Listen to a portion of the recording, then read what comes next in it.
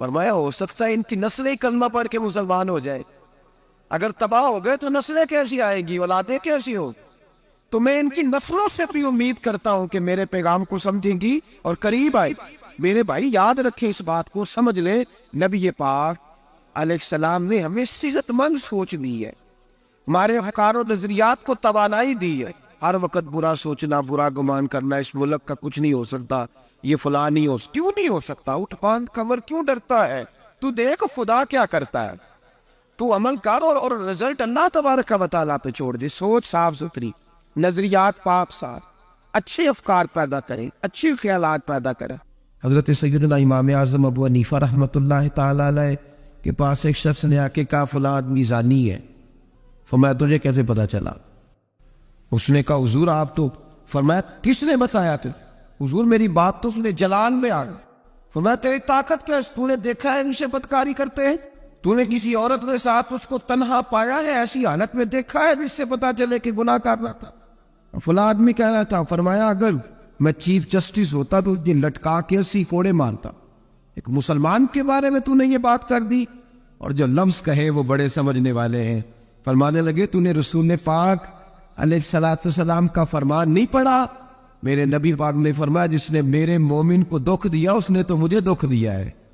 فرمایا تو میرے رسول کو تکلیف دیتا ہے مسلمان کا عیب بیان کر کے، تجھے خیال نہیں آتا؟ تو سمجھتا نہیں بات کو؟ من اذا مسلما فقد اذانی، حضور نے فرمایا جس نے مسلمان کو تکلیف دی اس نے مجھے تکلیف دی ہے۔ لوگ عیب جوئی اور عیب گوئی کا فریضہ اور ڈھونکتے پھرتے ہیں، ٹٹولتے پھرتے ہیں۔ اور بھائی مکھیاں دو قسم کی ہوتی ہیں، ایک شہد کی مکھی ہوتی ہے، جب بھی بیٹھتی ہے پھول پہ بیٹھتی ہے، اور جب اگلتی ہے پھر شہد ہی اگلتی ہے۔ ایک مکھی ہوتی ہے جو بیٹھتی بھی گند پہ ہے، اور جہاں بیٹھتی ہے وہاں گند ہی چھوڑ کے اٹھتی ہے۔ کردار ایسا اپنائے، اپنی سوچ کو، تفکرات کو اس طرح کا بنائے کہ آپ کے ذہن اچھائی کو قبول کرے۔ آپ جب سامنے والے کو دیکھیں تو آپ کو اچھائیاں نظر آئیں، اچھائیاں، اور جب آپ بیان کریں تو پھر بھی آپ کی زبان سے اچھائیاں ہی نکلیں، اچھائیاں نکلیں۔ ذہن سازی کریں، اپنے آپ کو سمجھائیں۔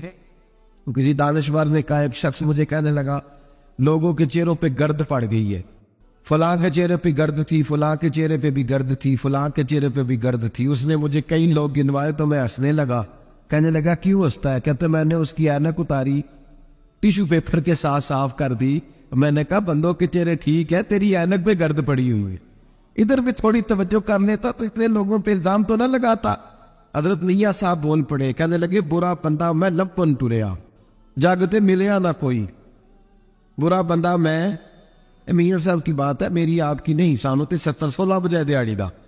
میاں صاحب کہتے میں برا بندہ میں لپن ٹریا تے جاگتے تھا ہی کوئی نہیں کہ ملا ہی نہیں۔ کہتے مجھے نہیں ملا، مجھے نہیں۔ سمجھ لیں بات، بزرگوں کے افکار کو سمجھے۔ کہتے مجھے ملا اس لیے کہ میری سوچ ہی بڑی اچھی تھی، جو مجھے ملتا میں اس کے اندر اچھائیاں پیدا کر لیتا۔ مجھے نہیں ملا، یہ نہیں کہ بندہ تھا نہیں، مجھے نہیں ملا اس لیے کہ میری سوچ ہی نہیں تھی۔ وہ اینک کہاں سے لاؤں جس میں لوگوں کے عیب نظر آئے؟ برے بندے نو میں لپن ٹریا تے جاگتے ملیا نہ کوئی، تے اپنے اندر چاہتی پائی تے میں تھوں برا نہ کوئی۔ اپنے اندر چاہتی پائی تے میں تھوں، اور مجھے سمجھ آئی من عرف نفسہ فقد عرف ربہ، من عرف نفسہ فقد عرف ربہ۔ جو اپنے آپ کو پہچان گیا وہ اپنے رب کو۔ یہاں تو الزام تراشی ہے، الزام تراشی۔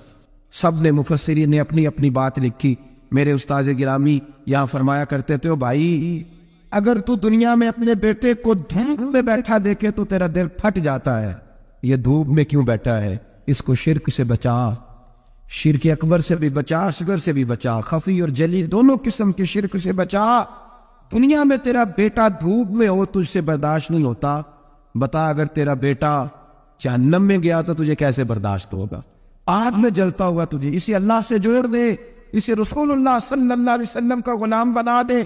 میرے نبی کریم سید عالم صلی اللہ علیہ وسلم نے فرمایا جب تیرا بیٹا 7 سال کا ہو جائے تو اسے مسجد لے کے جا، 3 سال تک لے کے جا مسجد، 10 سال کا نماز نہ پڑھے تو سزا دے، 3 سال تک خود اپنے ہاتھوں سے ٹریننگ دے، اسے مسجد لے جا، آداب مسجد بتا، اسے نماز سکھا، تو خود لے کر کے جا، بھیجنے کا نہیں کہا۔ اور میں جب بچہ 7 سال کا ہو جائے تو اسے مسجد، بڑی محنت کرتے ہیں ہم بیٹے کو بنگلہ دینے کے لیے، بینک بیلنس دینے کے لیے، دن رات ایک کر دیتے ہیں، خدا را سے نمازی بنانے کی بھی محنت کرو۔